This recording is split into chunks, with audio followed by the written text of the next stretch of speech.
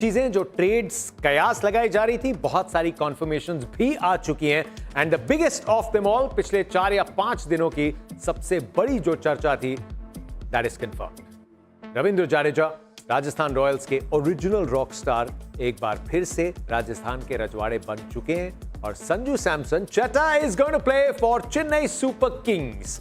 Sunrisers Hyderabad से लखनऊ पहुंच गए हैं Mohammed Shami and all cash deal. Shardul Thakur को एलएसजी से मुंबई इंडियंस ने अपने नाम कर लिया है। गुजरात टाइटंस से मुंबई इंडियंस ने शर्फिन रदरफोर्ड की पावर हिटिंग को अपना लिया है। केकेआर से अपनी पुरानी टीम एमआई में पहुंच गए लेग स्पिनर मयंक मार्कंडे और राजस्थान रॉयल्स से नीतीश राणा पहुंच गए हैं closer to home Delhi Capitals.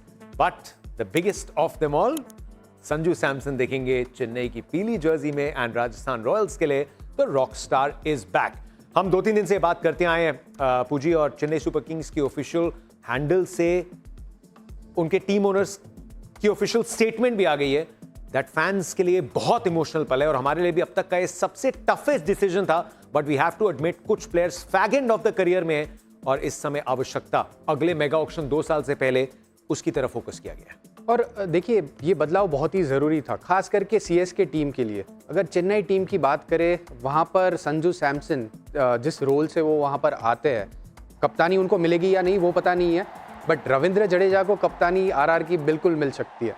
तो वहाँ पर रविंद्र जडेजा का जो रोल है वो अलग है, बट सीएसके के लिए ये बहुत ज़्यादा बेनिफिशियल है क्योंकि सैम करन और रविंद्र जडेजा दोनों प्लेयर गए, बट जो संजू सैमसन के रूप में उनको एक विकेट कीपर, बैट्समैन, कप्तानी भी अगर ज़रूरत पड़ी तो कर सकते हैं, वैसे प्लेयर मिले हैं।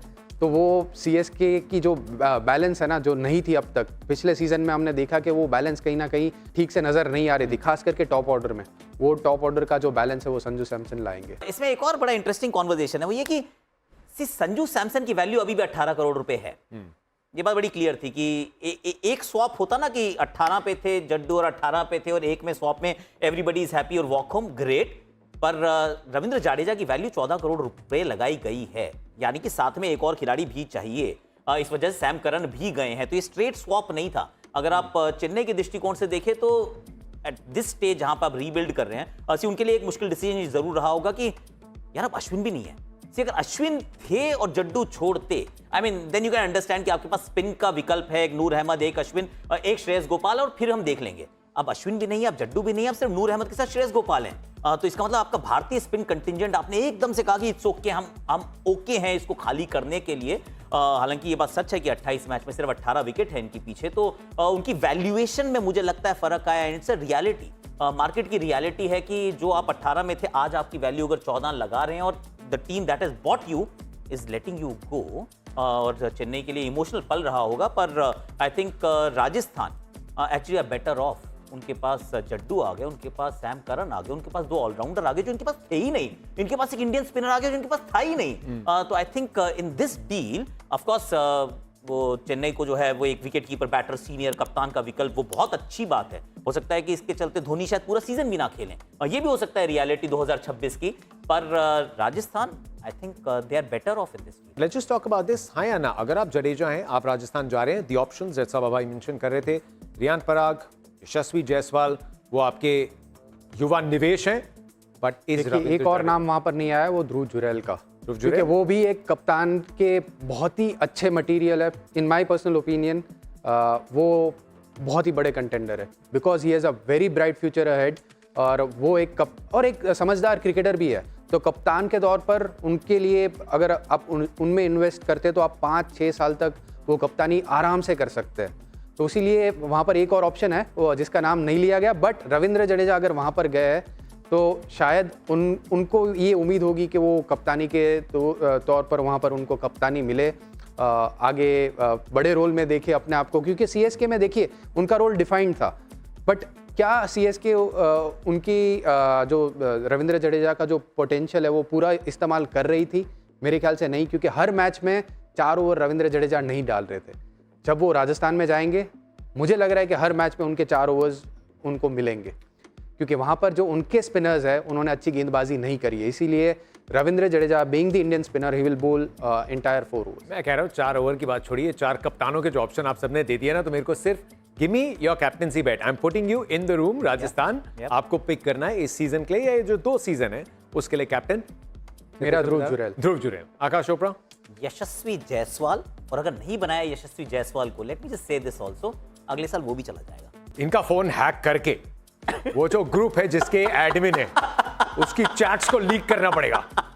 लेकिन एज यू चेंज, आपके करियर के अलग अलग पड़ाव पे आते हैं, चीजें बदलती हैं, आपकी अपनी महत्वाकांक्षाएं बदलती हैं, but whenever he look back, Rajasthan Royals ने एम्पावर किया, जो एक समय उनकी सबसे बड़ी पहचान थी चेतेश्वर की, यहां पे यंगस्टर्स को गाइडेंस मिलती है and they allow them to express themselves. और सिर्फ संजू सैमसन नहीं, देखिए आप राजस्थान की हिस्ट्री देखेंगे तो रविंद्र जडेजा की हमने बात करी, उनकी शुरुआत भी वहीं से हुई थी। तो ऐसे बहुत सारे यंग प्लेयर्स को उन्होंने ग्रूम किया है और संजू सैमसन क्लासिक एग्जाम्पल है। इतने साल वहाँ से वो खेले, जिस तरह से उनके करियर में बदलाव भी आया, क्योंकि देखिए आईपीएल में वो बहुत बढ़िया क्रिकेट खेल रहे थे, बट भारतीय टीम के लिए भी एक ऐसा दौर आया था कि जहाँ पर वो भारतीय टीम में उनको मौका नहीं मिल रहा था। तो भारतीय टीम में वाइट बॉल में उनको एक मौका मिला, उनका करियर थोड़ा सा चेंज हुआ। अगर पिछले 3-4 साल की बात करें तो संजू सैमसन का करियर थोड़ा सा चेंज हुआ है, क्योंकि पोटेंशियल बहुत था बट वो पोटेंशियल इतना बाहर नहीं आ रहा था। बट पिछले 3-4 साल में राजस्थान के लिए और भारतीय टीम के लिए उनका पोटेंशियल और बाहर उभर कर आया है। मुझे लगता है कि ये सही टाइम है ये बताने का। हम जब आईपीएल सोचते हैं, खिलाड़ी सोचते हैं, हम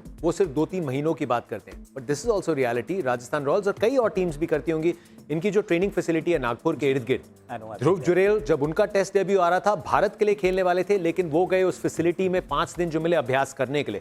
संजू सैमसन के लिए रहा होगा that when you with the team for a long term, तो आपको किसी भी समय पूरे साल किसी भी चीज की आवश्यकता हो, so with a lot of these players ये फ्रेंचाइजीज ने वहां पे भी अपना किरदार निभाया। नॉट जस्ट दैट यार, ये तो बड़े बहुत सारे ऐसे किस्से हैं जिसमें आप इंजरी से अगर आप जूझ रहे हैं, फ्रेंचाइज कहती है मैं संभालता हूं यार, it's okay. I mean Shreyas Iyer जब इंग्लैंड गए थे तो सबसे पहला काम जो था वो केकेआर ने किया था उनके लिए, ऑल्टरनेट मेडिसिन का इस्तेमाल करना, वो अरेंज करना। संजू सैमसन ऑफ कोर्स ये 2 महीने की इन्वेस्टमेंट तो हो ही नहीं सकती है, ये थोड़ी सी रिलेशनशिप है कि आप कई सालों तक आप you name it and the franchise gives it, कि आपको प्रैक्टिस चाहिए आप प्रैक्टिस करो, आपको ऑल्टरनेट थेरेपी चाहिए आप वो लीजिए, आपको फिजियो चाहिए आपके घर में बिठा देंगे, कहेंगे भाई नो प्रॉब्लम्स, क्योंकि एवरीबडी हैज रियलाइज कि ये क्रिकेट जरूर 2 महीने होता है, पर 2 महीने में टीम नहीं बनती है। टीम बनाने के लिए पूरे साल आपको वो रिलेशनशिप को वो कहते हैं ना बरकरार रखना पड़ता है। तो every franchise, it's not just an isolated case, her franchise ये कोशिश करती है कि जितना बढ़ चढ़ के मैं आपके लिए कुछ करूं। इनफैक्ट ये एलएसजी के साथ भी था, उनके भी जो प्लेयर्स इंजर्ड थे उनको भी पूरा इलाज, मोहसिन को यहाँ मिला, मैं मोहसिन से उन्होंने कहा सारा काम जो है वो एलएसजी कर रही है, क्योंकि मैं तो कॉन्ट्रैक्टेड प्लेयर नहीं हूं, पर एलएसजी ने मेरा पूरा ध्यान रखा है। तो I mean every franchise does. और सारी फ्रेंचाइजी अपने प्लेयर का पूरा साल ख्याल रखते हैं। देखिए आकाश भाई ने जैसे कहा कि आप 2 महीने के लिए मैचेस खेलते हैं, बट अगर आप आपके प्लेयर को फिट नहीं रखेंगे, अगर वो 2 महीने के लिए अवेलेबल नहीं रहेंगे और बाकी के महीने में वो क्या कर रहे हैं उसका ध्यान नहीं रखेंगे, तो वो जो 2 महीने महत्वपूर्ण है उसमें वो काम नहीं आएंगे। तो इसीलिए पूरा साल आपके प्लेयर्स का ख्याल रखना अभी सारी फ्रेंचाइजीज ने रियलाइज किया और उसके ऊपर काफी मेहनत हो रही है आज। ये ऑलमोस्ट एक गुजरात टाइटंस का मॉडल है ना, कि अगर बाकियों को लग रहा है दैट मे भी खिलाड़ी अपने करियर के आखिरी पड़ाव में है, लेकिन अगर आप विश्वास जताएं, और भारत अरुण के साथ थोड़ा मिलाप हो गए हैं वापस।